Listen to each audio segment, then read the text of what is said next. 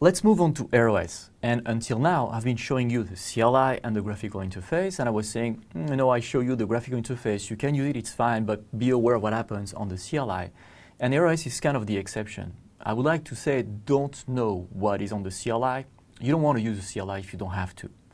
That is kind of a different approach, right? Because AireOS was designed to have a very good operating system and a very good web server, and that has been ongoing for 15 years. So there is no iOS concept which is familiar to anyone in the background, so the CLI is a lot more complex than the iOS CLI. So on AireOS, probably using the graphical interface is the best idea. But just so you know, there are a few ways you can do the upgrade on the CLI. So here I'm on the console of my controller, and when the first boot happens, I pressed escape to interrupt the boot, and that gives me this bootloader menu. And you see that one of the options is 6, manually update images. So that's a way for you to download an image to the controller and upgrade its image from the boot time. You do not want to use that image, a download method. You want to use that method only if there is no other choice. Your controller doesn't boot anymore, so there is no choice, you are here, and that's the only place where you can download it from. Why? Well, for many reasons. One is that it is not user-friendly. If you say 6, you will have, first of all, to define everything about the controller because it has not booted yet, so it doesn't have any IP address, it doesn't have anything. So you'll need to manually set the IP address, the gateway, everything. So you can try to use DHCP, but you better have a DHCP server that responds fast enough, that doesn't provide options, otherwise the system is not going to be understanding of them all. So it's not going to be very simple. But if you keep on going, defining the IP address, etc., you can enter the TFTP IP address. And then the thing is that you will need to download the files individually. And you have 3 types of files that you will have to download. So you have to get those files, and from cisco.com you will just get the bundle, you will not get the individual files. So RTOS, etc., you don't want to use that method, except if you are under TAC guidance, you have them on the phone, they tell you what to do, they provide the files, then you'll be safe. But this is the best way for you to completely break your system if you make a mistake. So try to avoid this method unless you really have to use that method because there is no other choice. So skip that one. Don't use it unless you have to. So let's put that box and go to the initial prompt. From here as well, once the system has booted, now it has an IP address and it's running a code, there is also a possibility for you to download the code file from the CLI. The thing is that it's also not entirely plug and play because you have to say transfer, download, and then here you go, you have all these options. And you have to define them. What does that mean? Well, you have to define what kind of file you're going to download. And then you have to say, I'm going to download something which is a code. Then I'm going to say, I have to download, transfer, download, and I have to define another option. What? Well, you have to define the username. And then same command, transfer, download, and the next option I'm going to set is the password.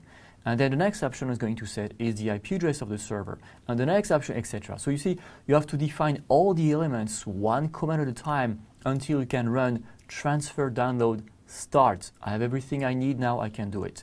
So it works, right? It works fine. The only thing is that it's not plug and play, it's not user-friendly. You're going to consume time to get all the information filled in until you can finally start. Whereas if you go to the graphical interface and you go to commands, well, there is this download file. And you just fill in this form, it's a lot faster, and if you have access to here, there is no reason why you want to use a CLI. So for your exam, you may want to be aware that there is a CLI option, but you probably want to know how to do it from here, from this graphical interface. So here's the same usual thing, right? You say FTP, TFTP, and on 8.0 there is secure FTP as well, and you can just put the IP address, file path, the file name, and if it's something that requires connection and authentication like FTP or SFTP, you just set the username and password, put the file name, it's supposed to be an AES file, and the server port number, go download. And here again, I'm going to save you some time on the download because it takes typically 4 or 5 minutes, but I'm going to skip the steps so you can just see what happens at the end. So at the end, once the install is completed, it's going to nicely tell you, all right, file download is successful, and it's going to give you a link to go to the download page so that you can reboot, save your configuration, reboot, and reboot using the new code. I'm not going to reboot directly here because, do you remember, we were saying that you can also pre-download code to the access points, and the system actually warned you about this. We saw that in the FlexConnect section where we say for the image upgrade, you can do this download prior to the access points rebooting. And again, remember the idea is to say if you reboot the controller, the image on the access point is still the old image, so you waste time rebooting the controller already, then the controller comes back. So the APs find the controller, but they have the wrong image, so they have to download their new image, reboot again. So you waste time twice, once for the controller and then once for the AP upgrade cycle. So if you push the new image to the access point in advance, well, now I'm still running my current code, right? So my controller is still working, my APs are still working. I can push the image to them now so that when they reboot directly with this new image. So I just waste the controller booting cycle. I don't wait the AP upgrade cycle. You can do it on the access point one by one, but you can do it individually from the AP if you go to advanced. You can say download primary, download backup. You can do it this way.